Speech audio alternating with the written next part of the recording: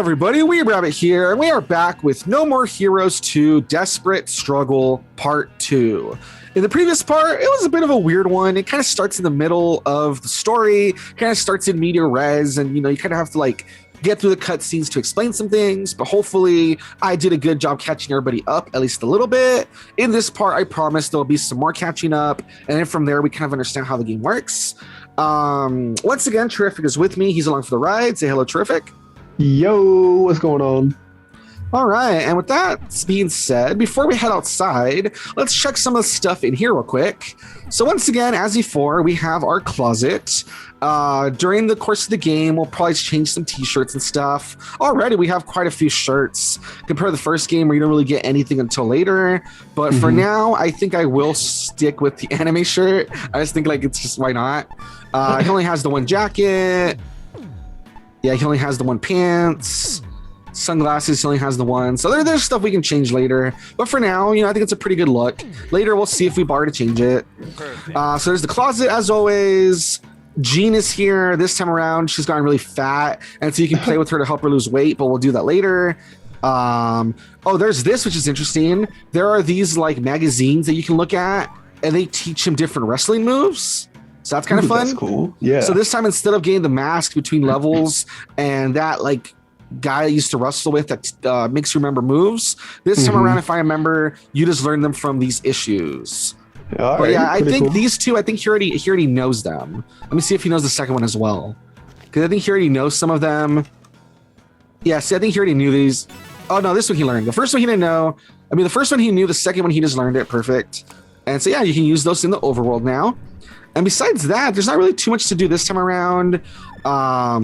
If you want, remember the game from the... Remember the game and anime he used to watch in the first one, the Bizarre Jelly with the magical girls? Yeah. There's a little game you can play here, but we'll probably do that in some other part. For now, let's just proceed with the story. So yeah, so this time in the apartment, not too much to do. I feel like there was more to do in the first part, honestly. Side job, it's horde time. Bug out is now available. Lay the pipe is now available. Wow. Yeah, so this time around, so I'm trying to explain, it's very different. Remember how the first one, it was a whole overworld, and you had to earn money before each ranking fight, and you would pay. This time around, no. The money is just for items and for costumes and katanas. And this time around, you just pick things from the list. You don't actually drive there. So pretty different. Yeah, I'm assuming, because you remember how you mentioned from the first game how they planned to make a huge overworld, but then budget reasons or time constraints and they couldn't do it. I wonder if they were all right, let's just ditch the overworld. Yeah, we'll see if in the third game they bring it back, actually implement it this time, because I think I've seen some stuff that seems to hint they may bring it back for reals this time, but whatever. The shopkeeper? All right, so they're picking up the conversation. I want to make a deal. I'll conquer the rankings, fight whoever it takes, and in return, you find me the assholes who killed Bishop. Calm down. You shouldn't make this personal. It is the quickest way to lose a battle. This isn't a battle anymore. It's a motherfucking war. Fine. It makes no difference really. The mastermind behind Bishop's death is the owner of that's how stuff works now. This building, most of this city. He is the head of the corporation that runs it all. Jasper Bat Jr. And as fate would have it, he is also the #1 assassin. You better not be lying. It is a fact. The object of your revenge is waiting at the top of the ranks. Wonderfully convenient. Yeah, pretty convenient, right? That he just happens to be rank #1. Yeah. There's a new hotel on the beach. The 50th ranked assassin is waiting for you there. By the way, Bat Jr. owns that hotel too. He really is everywhere, huh? Better hurry. There are 50 other fighters trying to kill him. You have no time to waste. Just sit back, Sylvia, and watch the hell I'm gonna raise. All right, so I guess that kind of sets things up more. Oh, hold on. Can I pause it actually? No, I have to skip it. Okay, whatever. Just Leader of a religious cult, taking advantage of people's sorrows. He used his music to lure followers. He spoke of a grand faith, but his words were hollow. It was all to satisfy his own goal. He'd only found success because of strong financial support from the new Mafia, who used his pulpit to gain support for their own agenda. Many believed he was just a tool of an up-and-coming gangster. But the real goal that drove him? That's a secret. All right. So in case you're wondering, she's not talking about the guy who's ranked number 1. That is a brief description of the 50th ranked fighter. So things are a bit weird, like I told you, like the way they're kind of structured. So she kind of gives you a bit of backstory before you even go fight him. So the guy we're going to fight, he is a musician who's also like a spiritual leader. And he has ties with the Mafia. So they're kind of giving you some insight into him. Oh, geez, man. This guy's versatile, isn't he?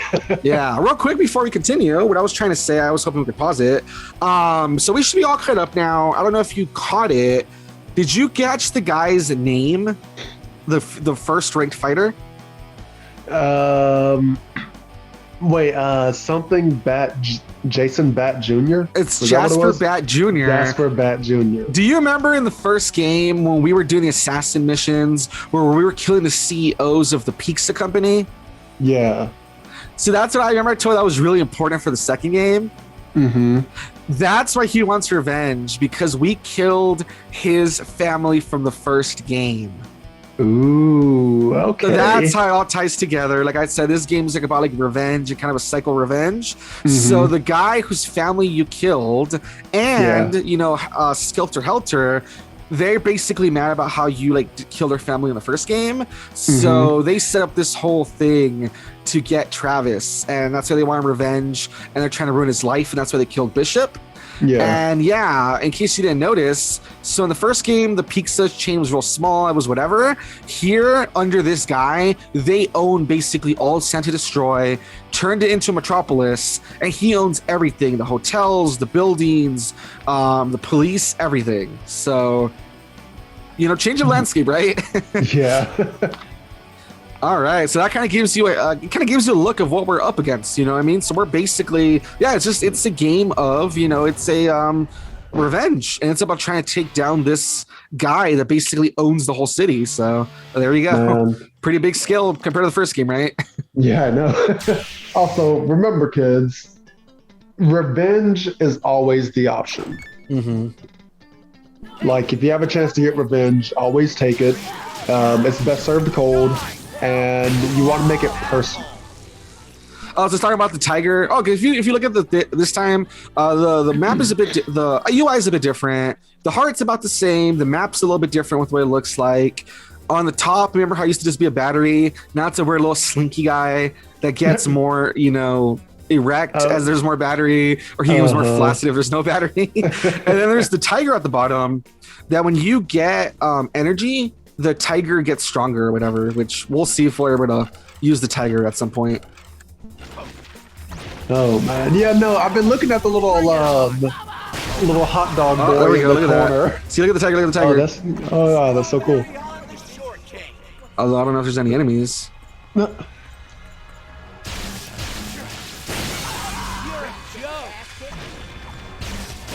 But you know, I was gonna say, I was looking at the little hot dog boy from the last episode, and I was like, what the heck is that thing? I hope it gets explained. So I guess that it's a representation, so that's always nice.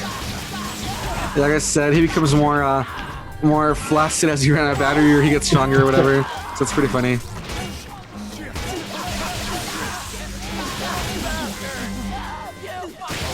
Yeah, there we go. So the combat, I think it's a little more streamlined in this game. I think they made it a little bit more better. Yeah. Like it feels like it. So I'm trying to get these guys with my. There we go.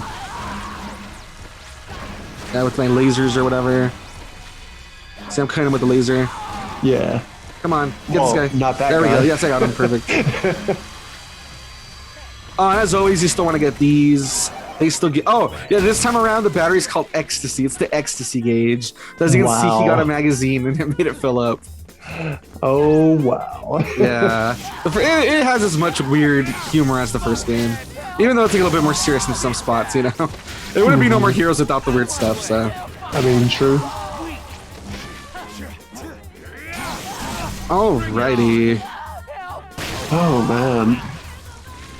So, help me out real quick. I think I might have missed it. So, how did Sylvia know that that Jason's the one who did the hit on Jasper? Bishop? Yeah, I keep saying Jason. Yeah, Jasper. This has to do with the fact that the UAA is pretty powerful, so they probably just were able to like get some inside info or something. Or who knows? I mean, Jasper seems like he has it out for Travis. Maybe he's not keeping it secret. You know what I mean? Maybe he might have been very open about it. Fair enough. All right, so that's telling you about how you can evade stuff. See? Mm-hmm. Yeah, you want to evade right here because of the copter.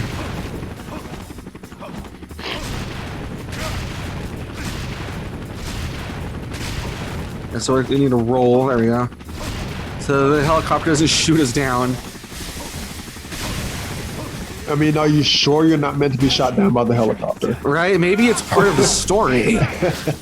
Just die, Yeah. Alrighty. Oh, so something right away. So we were already talking about differences from the first game to the second game, right? Mm-hmm. So the narration is okay, where she gives like a little, the guy's like a spiritual person and music and blah blah, but he's part of the mafia. It's interesting, it's okay. But you know what I absolutely hate that they did not bring back? What?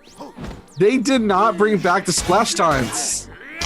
Oh, that sucks. That's like one of my favorite things from the first game. Like, I know it's minor, but I love the splash taunts. I love being able to see like a little silhouette of who we're gonna fight, hearing them talk, etc. They did not bring it back in this game.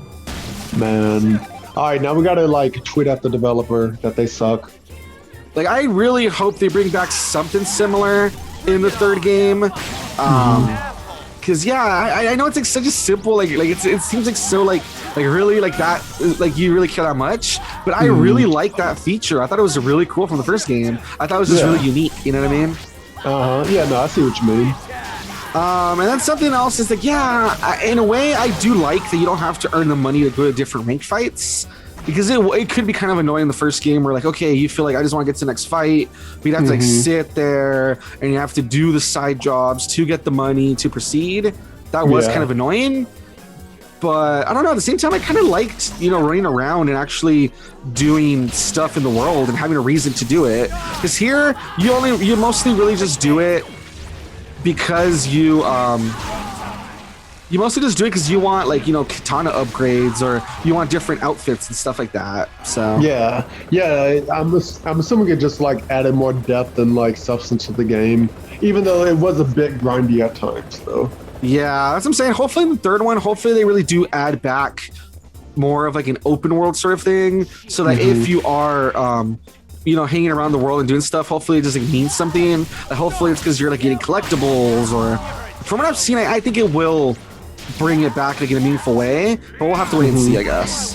Yeah, because there's definitely a balance, and I feel like they just need to find the balance between like getting the money and like having overworld stuff that's mandatory and making the game more streamlined, I guess. Yeah, exactly. All right. Our music's so upbeat though, we hear it. Yeah, I know. I was gonna say that. Like, that girl was getting it, man. Oh yeah. All right, so yeah, we're still finding our way through. I mean, I wouldn't really call this a fight. It's more of just a massacre. Like, this is not a fair playing field. Yeah, I mean, to be fair, this is like the first level. So later, they do surround you. They do get harder. The what do you call it? The enemies. But yeah, for now, it's pretty like, really, this is it. As soon as you're just slicing through them like butter. Oh man, yo! Speaking of butter, have you ever just like gotten cereal, thrown a stick of butter into it, and just eaten it? No. Why? I don't know. It's just why would you put head. butter in it? That's so weird. What's wrong with you? I mean, yeah, a bowl of milk, some Frosted Flakes, and some butter. Oh, I just noticed my controller, when I have to tilt the stick left, it doesn't work for some reason. That's weird. Oh, this is cool, watch. So I got bar, right? Watch what happens. I become the tiger. Wow. That's cool, huh? Yeah, that is pretty cool. Oh man, I bet that's so helpful for like later in fights when you get like surrounded, like you said. Yeah. Is that everybody? This is such a missed opportunity for them to play Eye of the Tiger. Yes, I'm sure they have the rights to the song, right? Oh boy. Listen, it would have been worth it. It would have been worth it, right? Yeah. Even if the game was like $100 just to like pay for the rest of the song. Damn. All right, so real quick, if you notice, there was a save spot over here. So same as the first game, there are save spots all over the place. So let's save real quick, and we'll be back in a moment, guys. Alrighty, guys, and we're back. If I remember correctly, I don't think this first area is too big, so I think that's why the safe spot is right there, and the first fight should be right here. So let's dive in. Oh, by the way, I really like this guy's transformation. It's a shame that he's the first boss. You don't see him for too long. I like his look. You'll see in a moment.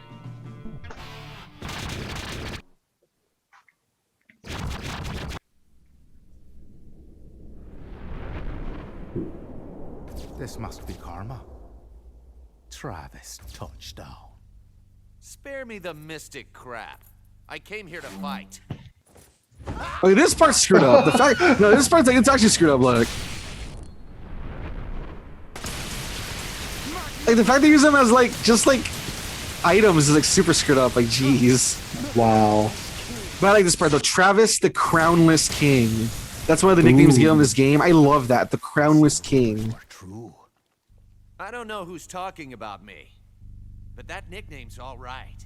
Listen to me, Your Highness. These rankings mean nothing. Look at that. Get the boombox is his arms. The Oh. only true calling was to clash swords with you. That's why I joined this contest. I was starving for a worthy foe. Then you're in luck, because I'm as worthy as it gets, and I've got a shit ton of anger to work out. That's what I like to hear. This is it. This is what I've been praying for. I'm weary of this gilded world. Oh, glitter, no soul. Save me from sorrow, crownless king. Thy sword and thy wrath will deliver me. You should go easy on that crazy punch. How about I just cut you a new one? We'll both do as divinity commands. Hallelujah. All right, so this is Nathan Copeland, and yeah, I like his whole look. Like, it's just so cool. Or he has like this boombox, and then it goes into his like robot arms. Oh, damn it! Get over here, Nathan. Damn it, Nathan. Dude. All right, there we go. This should be better. Yeah, he's like kept like moving away. It's like, damn it, Nathan, get over here.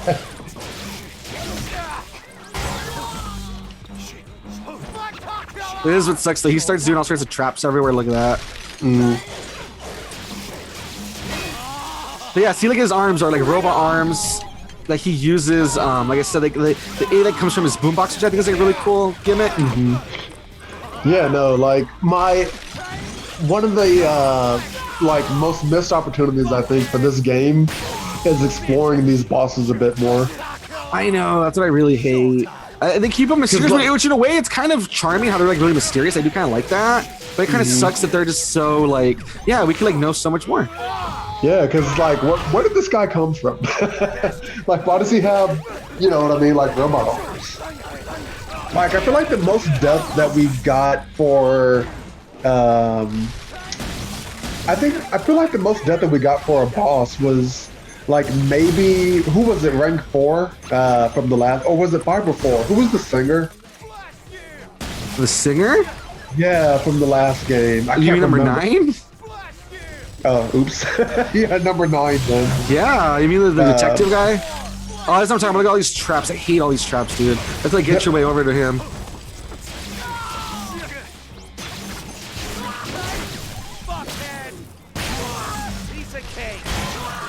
Yeah, we got him, I think. We got him stuck in the rhythm. Oh, never mind. He like backflip kicked us. Alright, man. It's your funeral. Boom, baby. I think we almost got him. Yeah, we almost got him. Look at that. Heck yeah.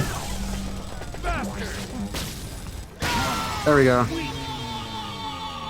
So pretty We did easy it, first boys. boss, well, second boss fight. It can be pretty hard, like on a harder difficulty because of all the traps. But luckily, we were able to dodge through most of them, so it wasn't too bad.